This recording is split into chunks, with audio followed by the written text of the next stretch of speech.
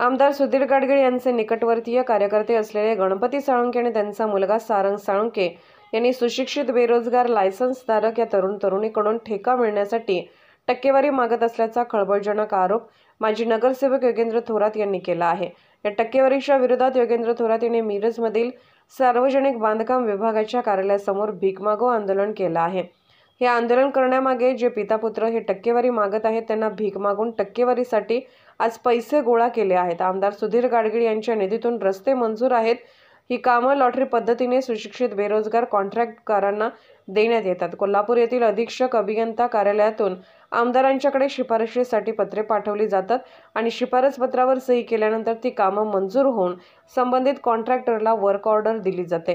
मात्र हे गणपती साळुंखे कोल्हापूर येथील अधीक्षक अभियंता कार्यालयातून सर्व शिफारस पत्र परस्पर आणून गणपती साळुंखे हे संबंधित सुशिक्षित बेरोजगार कॉन्ट्रॅक्टरना संपर्क साधून 7% रक्कम आमदारांना द्यावी लागते आणि शिफारशीसाठी 600 रुपये द्यावे लागतील असे सांगतात।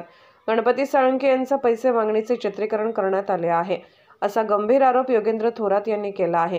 टक्केवारी मागणाऱ्या आणि भ्रष्टाचार करणाऱ्या कार्यकर्ते आणि अधिकाऱ्यांच्यावर कारवाई करण्याची मागणी थोरात यांनी केली आहे। मिरज तालुक्यामध्ये 2 आमदार आहेत। त्यापैकी सांगली आमदारांच्या माध्यमातून त्यांच्या निधीतून काही दिवसातून सुबे लोकांसाठी म्हणजे सुशिक्षित बेरोजगार जे शिकलेले इंजिनियर लोक असतात त्यांच्यासाठी काही कामं लॉटरी पद्धतीने निघाली होती। रेशो फारच कमी आहे। शिकलेली मुलं त्या दिवशी 200 ते 250 मुलं येत असतात आणि कामं फक्त 4 ते 5 कामं असतात। चिठ्ठ्या काढल्या जातात आणि त्या 200-250 मुलांपैकी फक्त 4-5 मुलांना ती लॉटरी लागते। त्यात काही मिरजमधल्या मुलांना पण लागली, माझ्या प्रभागातल्या मुलांना पण लागली। त्या मुलांना आनंद झाला की आपल्याला लॉटरीतून एक काम तर मिळाले 2-3-4 लाखाचं। ॲक्च्युली हा रेशो फार कमी आहे। बऱ्यापैकी कामं सगळी सोसायटीवरच जातात। त्या मुलांना आनंद होतो। ते मान्यतेसाठी SC ऑफिस कोल्हापूरला जातं आणि एक 10 दिवसातच सांगलीतील एक व्यक्ती आहेत गणपती साळुंखे साहेब आणि त्यांचा मुलगा, त्यांचा फोन त्या सुभेच्या मुलांना यायला लागतो की तुमची शिफारस म्हणजे त्या कामाच्या पूर्णत्वासाठी किंवा त्या वर्क ऑर्डरसाठी जी गोष्ट लागते SC ऑफिसची शिफारस ती आम्ही घेऊन आलेलो आहे। आणि तुम्ही कोण आहे म्हणल्यावर ते सांगतात की आम्ही गाडगिळांच्या ऑफिसमधले आहे आणि तुम्ही आमच्या ऑफिसला यायचं आहे आणि गाडगिळ साहेबांचे काय असतील ते पैसे भागवायचे आहेत आणि SC ऑफिसचे पण आम्ही तिथनं घेऊन आलो आहे ते पण भागवायचे आहेत आणि असं करून तुम्ही आम्हाला जेव्हा ते पैसे द्याल तेव्हा आम्ही तुम्हाला शिफारस देणार आहे आणि त्यानंतरच तुमची वर्क ऑर्डर मिळणार आहे आणि तुम्ही 2 दिवसाच्या आत जरी पैसे दिले नाहीत तर तुमची कामं रद्द होणार आहेत। या प्रकारचा मुलांना फोन यायला लागला, मुलं जाऊन भेटायला लागली, सत्यता बघायला लागली। त्यांनी माझ्या कानावर घातलं की साहेब तुम्ही आम्हाला शिकवून आज मोठं केलेलं आहे, तुम्ही आमच्याकडनं कधी 1 रुपया मागितला नाही। गोरगरीब घरातली मुलं आम्ही आज इंजिनियर झालो आहे, हे झालो आहे आणि आम्ही असे पैसे द्यायचे का? तेव्हा मलाही थोडं मी पडताळणी केली, त्यांनी काही रेकॉर्डिंग केलेलं आहे ते बघितलं, मलाही पहिल्यांदा पटलं नाही, पण ही चुकीची बाब आहे। तुम्ही गोरगरीब मुलं जी शिकून इंजिनियर होत आहेत त्यांना कुठं तर लॉटरीतनं 10 वर्षातनं एखादं काम मिळतं 2-3 लाख रुपयाचं आणि त्याचेही तुम्ही 7% मागत असाल, 18,000, 28,000 मागत असाल तर ही चुकीची गोष्ट आहे।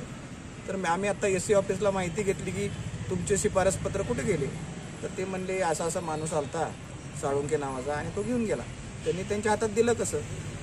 आणि हे स्वतः गाडगीळ साहेबांच्या ऑफिसमध्ये बसून हे कसं ऑपरेट करतात सगळे, तर त्यांची बदनामी होत आहे। त्यामुळे आज आम्ही हे निदर्शनास आणून देणं महत्त्वाचं आहे की हा भ्रष्टाचार थांबला पाहिजे।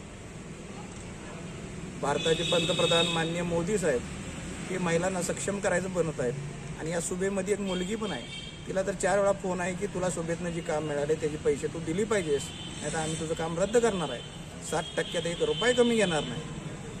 तर माझी विनंती आहे की हा भ्रष्टाचार थांबवावा आणि संबंधित व्यक्तींवर कडक कारवाई करावी आणि या शिकलेल्या मुलांना कुठंतरी न्याय मिळवून द्या। आता शिकलेली सुभे मुलं आहेत त्यांना लॉटरीतून लागतात, त्यांनाही तुम्ही 7% जर मागत असाल तर खरंच तुम्हाला पैशाची इतकी गरज आहे का? आज आम्ही तुम्हाला लोकप्रतिनिधी म्हणून जर असतील याच्यात कोण इन्व्हॉल्व तर लोक का निवडून देतात? ही लोक सक्षम आहेत, हे आहे, त्यांना काय गरज नाही, खरंच चांगलं काम करतील. आणि ह्यांचे कोणतर जवळची लोक असं करत असतील तर ह्यांनी त्या लोकांवर पण चांगला चाप बसवला पाहिजे, याच्या खोलापर्यंत गेलं पाहिजे. म्हणून आज मला जमतंय तेवढं आज मिरजकरांच्या वतीनं मी पैसे गोळा करणार आहे आणि त्यांना देणार आहे भीक मागून, की बाबांनो या निदान सुभेच्या मुलांना तर सोडा. त्यांनी शिकून रात्रभर जागून इंजिनियर झालेले आहेत. त्यांना कुठं तर लॉटरीतनं कधीतरी एखादं काम मिळते तुमच्या कृपादृष्टीतनं सुटलेलं, त्यांच्याकडनं तर निदान पैसे घेऊ नका. पाहिजे तर मी तुम्हाला देतो गोळा करून. माझी विनंती आहे हात जोडून की तुम्ही त्यांच्याकडनं पैसे घेऊ नका.